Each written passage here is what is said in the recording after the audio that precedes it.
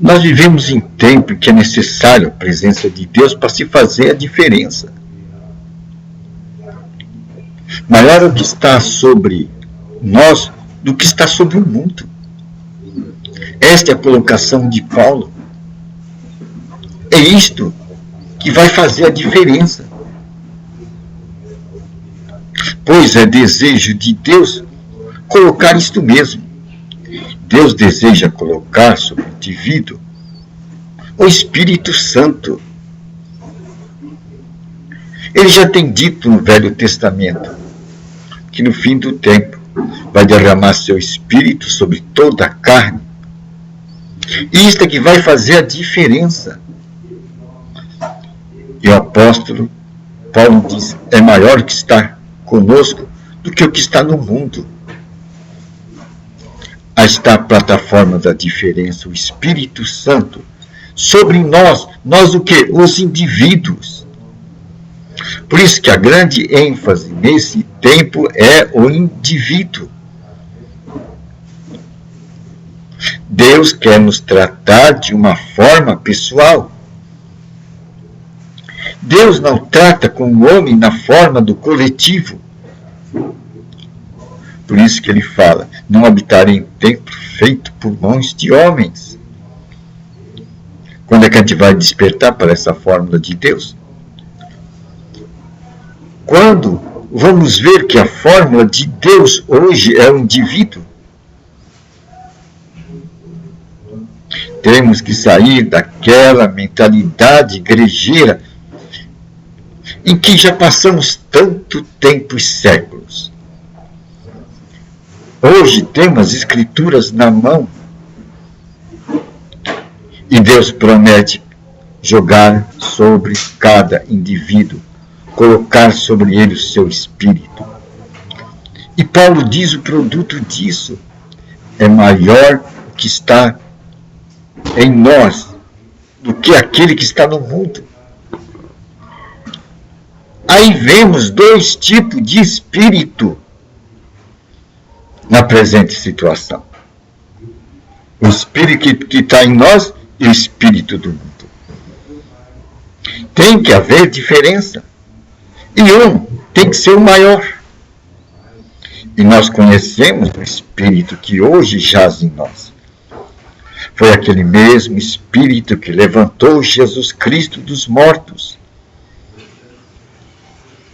Quando Jesus Cristo estava lá pagando o preço dos nossos pecados lá no inferno, ele foi levantado pelo Espírito Santo.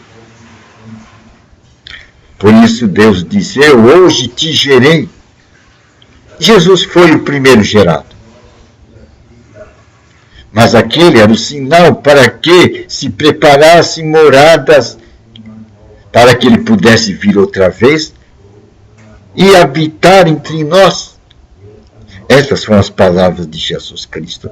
Eu vou preparar moradas e virei outra vez. E estarei com vocês até o fim. Hoje Jesus pode estar conosco até a consumação do século. Através do quê? Do Espírito Santo. Nós devemos lembrar estas coisas. Colocar diante dos nossos olhos, pois vivemos em dias agitados, onde ventos fortes batem sobre a nau da nossa vida e nos levam às vezes em direções em que não queremos ir. Mas temos que ter âncora. E a nossa âncora é a palavra de Deus. A palavra de Deus é a nossa âncora nesse mundo. Quando nós formos sendo levados por caminhos que não queremos ir, nós jogamos a nossa âncora. E isso vai nos manter na rota de Deus. E voltaremos para um espírito que é mais forte do que o espírito que está no mundo. A percepção do Espírito Santo. Então, temos que ter um norte. Temos que colocar diante da nossa presença a bússola. E a bússola é e eu colocarei do meu espírito sobre toda a carne. Isto Deus está falando do indivíduo, pois ele já disse que não habitaria mais em templo feito por mãos de homens. Agora, a conversa com Deus é com o indivíduo. E é o indivíduo quem vai fazer a decisão, se quer ter o maior dentro dele ou não, ou quer se deixar levar pelo espírito do mundo. Por isso que Isaías, eu tenho aqui, ele diz no seu capítulo 60, versículo 1, levanta-te, resplandece, porque é chegada a tua luz, é nascida sobre ti a glória do Senhor. Veja, a glória do Senhor é nascida sobre nós. A glória do Senhor é nascida sobre nós. Isto se tornou possível. Devemos saber que isso daí não é privilégio de poucos, nem privilégio de alguns. Devemos saber o norte da questão. Deus deseja colocar o seu espírito sobre toda a carne. Todo indivíduo, toda pessoa. E nos tempos em que estamos vivendo, somente isso pode fazer a diferença nesse mundo. O mundo tentou a sua técnica através de educação, de universidades, mas isto não melhorou o homem. E a prova que o homem tecnológico, o homem educado, o homem erudito dos nossos dias, está jogando bomba, metralhadora no outro homem. O coração do homem não melhorou com as propostas da educação.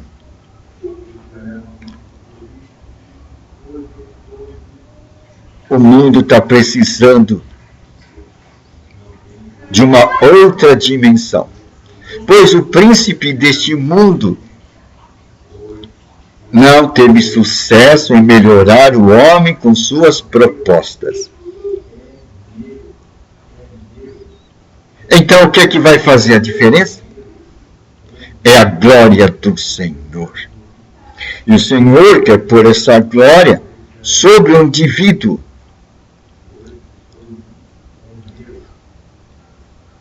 É o indivíduo que a proposta do Senhor nestes últimos tempos.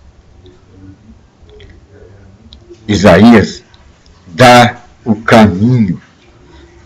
Dá o caminho. Em Isaías 60, levanta-te, resplandece, porque é chegada a tua luz, e é nascida sobre ti a glória do Senhor. Isaías 60, versículo 1. Devemos agarrar estas palavras de Isaías. E apreender aquilo que Jesus conseguiu com seu sacrifício trazer ao nosso espaço e ao nosso tempo, para que conheçamos a salvação do nosso Deus. Esse deve ser a nossa proposta. Conhecer o Espírito Santo.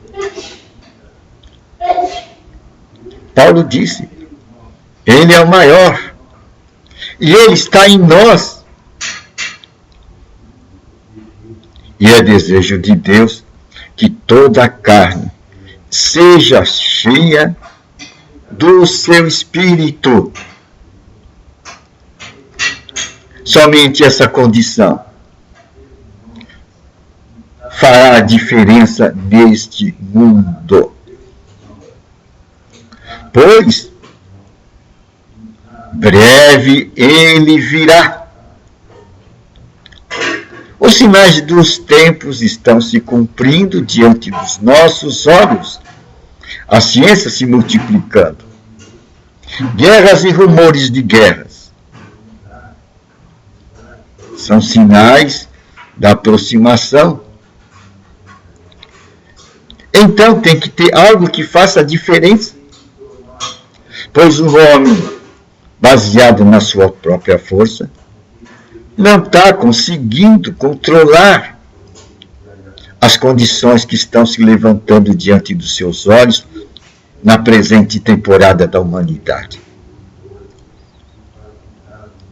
E hoje temos o privilégio e oportunidade de ter diante dos nossos olhos as Escrituras Sagradas, por preço baixo, em todo tamanho. Podemos ter escrituras que podem ser levadas até em bolso. Temos escritura até em celulares. Isto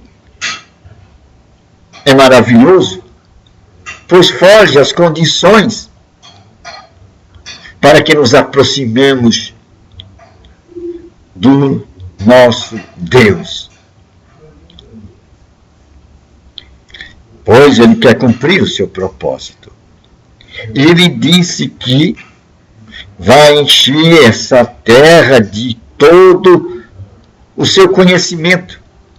Assim como o oceano está cheio de água, essa terra será cheia do conhecimento de Deus.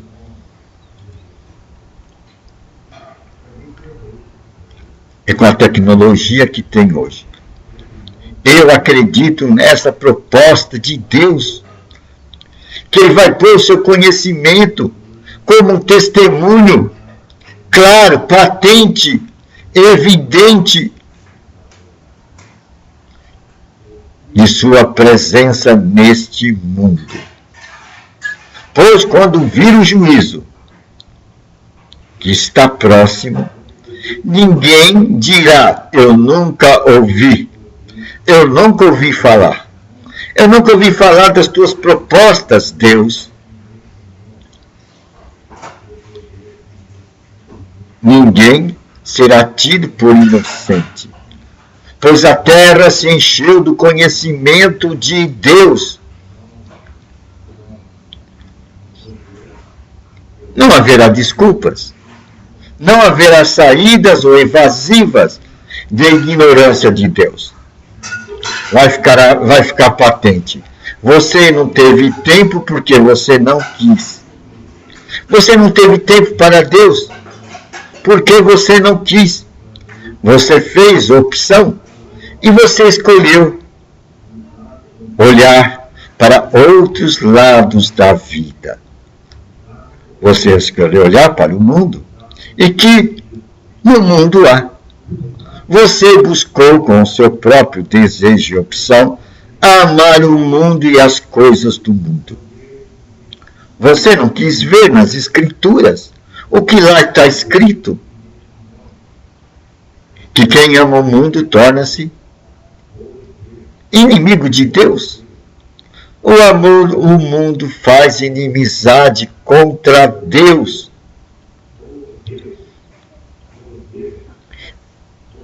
E tem as prioridades que Jesus Cristo disse. Busque em primeiro lugar o reino de Deus e tudo mais vai te ser acrescentado. Mas coloque em primeiro lugar o reino de Deus e sua justiça. Esta prioridade que Jesus Cristo colocou para aqueles que querem herdar a vida eterna.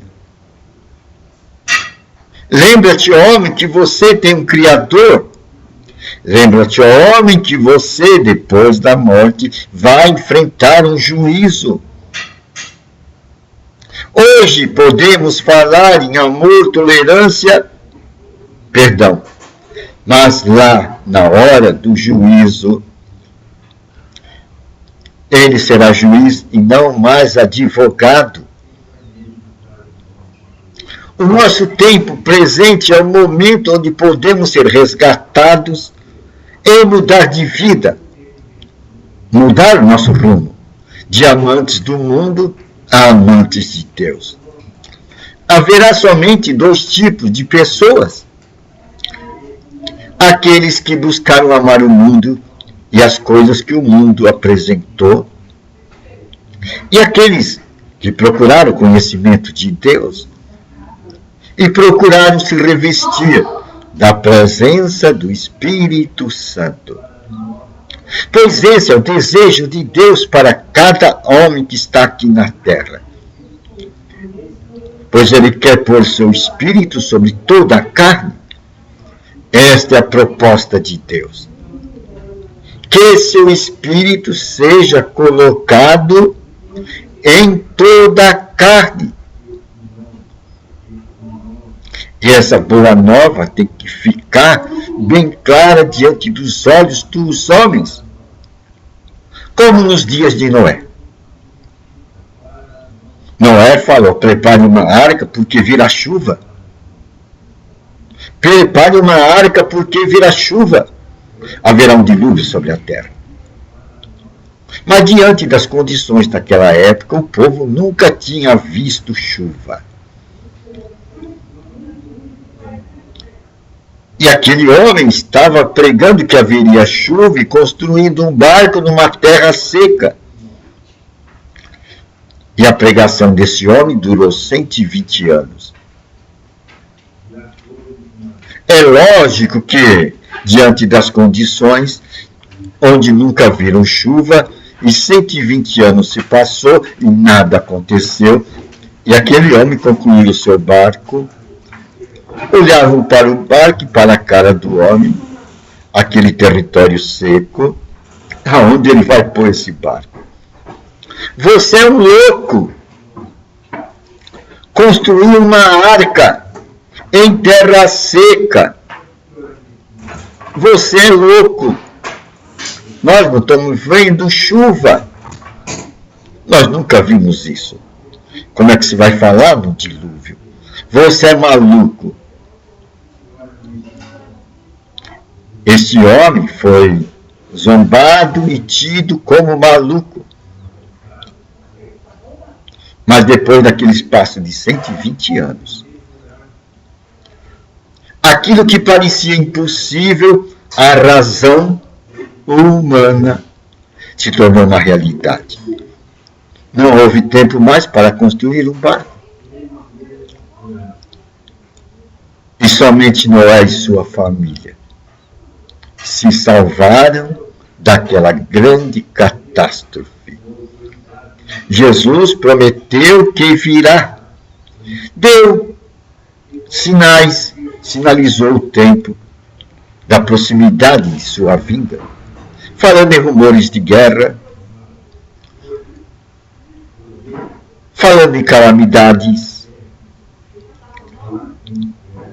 E também a Bíblia fala do desenvolvimento da ciência, que se multiplicaria. E estas coisas nós estamos vendo diante dos nossos olhos. O que diremos, pois? Qual será a nossa atitude diante de tantas evidências que nós estamos presenciando? Guerras, rumores de guerra, quebra, violência, quebra moral. É uma grande confusão no meio espiritual.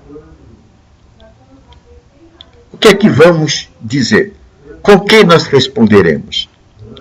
E hoje Deus levantando a proposta: quero encher a carne com o meu espírito.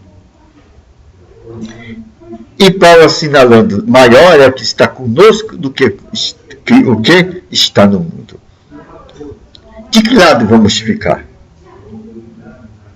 De que lado vamos ficar?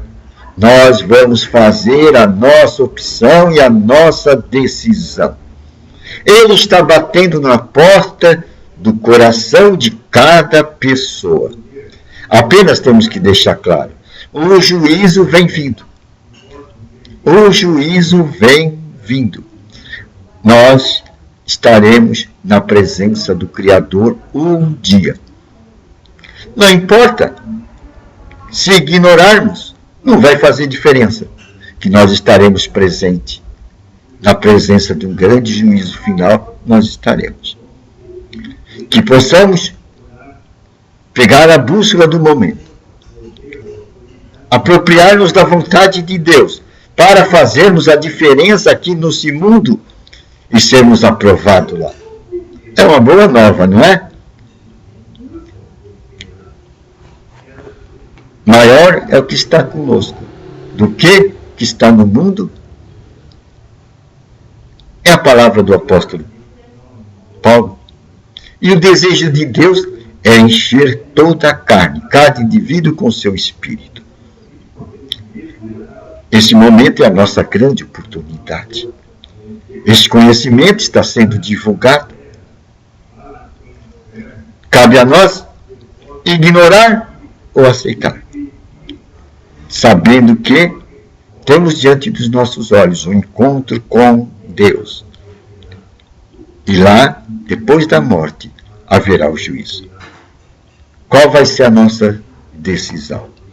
Aqui, nós temos Isaías 60, fala: levanta-te, resplandece, porque é chegada a tua luz, e é nascida sobre ti a glória do Senhor. A oportunidade de Deus está sobre nós. Vamos jogar fora ou vamos aceitar a oportunidade de Deus? A decisão é nossa. O livre-arbítrio é nosso. É uma boa nova, não é?